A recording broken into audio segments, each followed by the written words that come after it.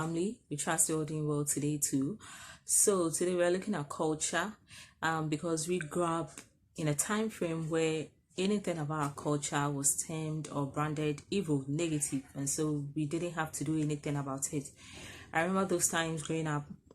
Whenever there were any festive occasions in our towns and villages, most of our parents who thought they were Christians by day will forbid us attending those places, because to them, once you are there, the eyes of the witches and wizards are going to be feasted on you and to bring you bad luck and all that. So we're just confined to city life and church until there's some funeral or marriage ceremony. Then that one, they remember the village people are equally very important and their family members. Okay, so the point is, upon awakening, which cultural activities should you honor and which one should you probably not pay so much attention to? For instance, those days our ancestors walked barefooted, lived in summer hats, and just wore wrapper as clothes. Doesn't mean if you are going back to the ways of ancestors, you have to be doing that in this current generation where people are working in the banks. You're a teacher. Imagine you're a teacher, you go to the classroom, you just have a wrapper, barefooted with this afro hair. If you're not careful, they are going to think all sorts of things against you. But one thing we should understand is that at the end of the day, culture is a way of life of a group of people within a certain time frame or geographical location. So if for some reason some friends or a community find themselves in some deep forest and the only food they have there is plantain and banana, at the end of the day, over a generation of time, we're going to realize that it becomes part of their cultural activities where probably they'll do something to honor those kind of foods because that's what gave them survival.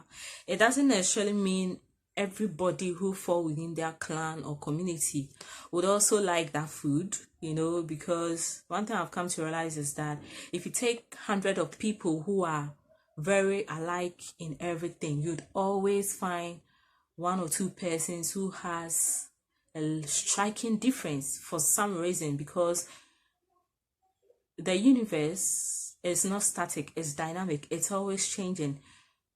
Genes are always being mutated on a different level. That's why sometimes you have, for instance, you can have a family of very short people. All of a sudden, one person is born within that family and looks very tall. Or you could have a family of the opposite, very tall people, and then one person is born and kind of looks like shorty, because mutations occur on a daily basis, either by changes in conditions of living, food, because of daily interaction we have with the environment. So at the end of the day, let's take a particular example like tribal marks. Yeah, if you ask me to allow my children to go through tribal marks, I'll definitely not go for it.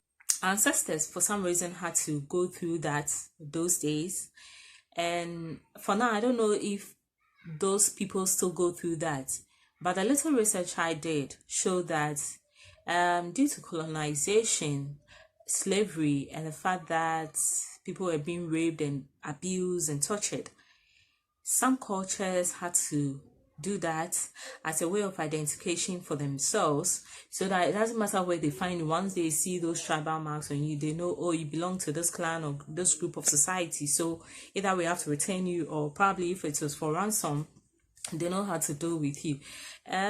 I've seen people that had tribal marks that kind of look like excessive body mummifications. It kind of changed their outlook. I remember, I'm not so sure about the tribe, but you see pictures of some African tribes where they put big plates in their lip to enlarge it because it has some cultural significance.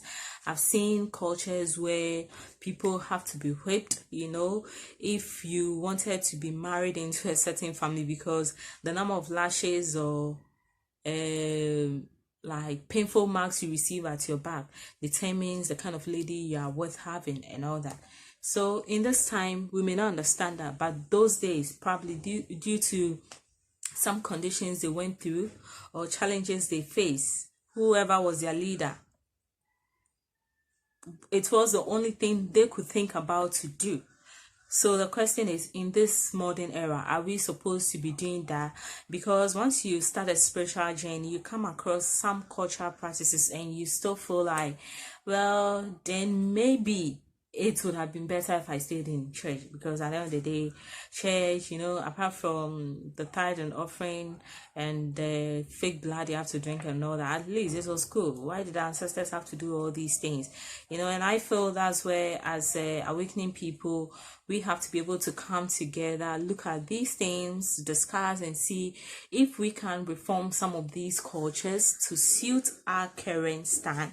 Because at the end of the day, if you were a native doctor in those days and probably you just wore a wrapper, if you are working as a modern school educated doctor, you can't wear wrapper to the hospital and expect your patient to, give you that kind of recognition, because at the end of the day, it's a new era.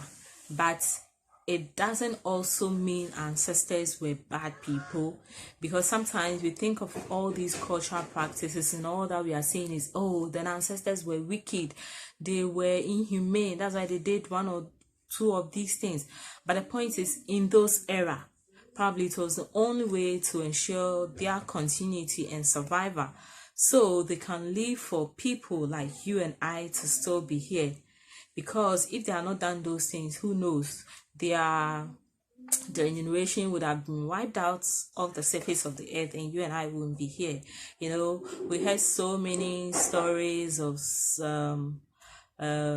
migration where people were taking on big ships and all that, and for the stubborn ones or rebellion ones who didn't want to honor the wishes of their slave master, they just had to throw themselves into the sea, and they were gone. That was it. But for those who wanted to survive, to ensure there's a continuity, just like in the Bible story where we saw Moses' mother, in order to save his son, weave a basket and put the baby in so the baby could drift off, just so the baby could be saved. It's the same way with our ancestors. Yet Christians honor these Bible stories and think it's worthy, but they look at our ancestors and like they are the most evil people on this earth. Listen, no matter how bad your parents are at home, you still give them that recognition. Because if you have a father, for example, who is a drunkard, you don't say because your father is a drunkard, he's no more your father.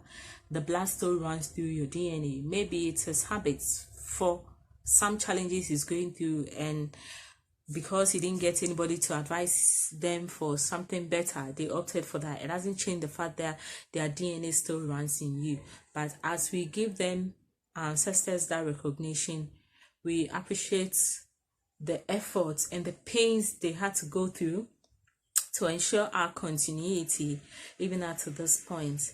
And as we do that, we are energizing the good in them, which eventually falls through our DNA. That's why we have dreams. That's why we have visions. We have spiritual encounters where you hear people tell you, oh, probably I dreamt and my grandfather came to give me this message, that, and when I did it, it helped me.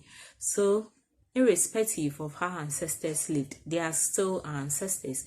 If a child disowns his father, it doesn't mean the DNA stops, it still runs through him. If a father disowns the son, it doesn't mean the child is no more their child. We are still ancestors' children, and we need to give them the honored respects. Long live Africa, long live the Black race. And it is our prayer that more awaken to the truth. Peace and blessings.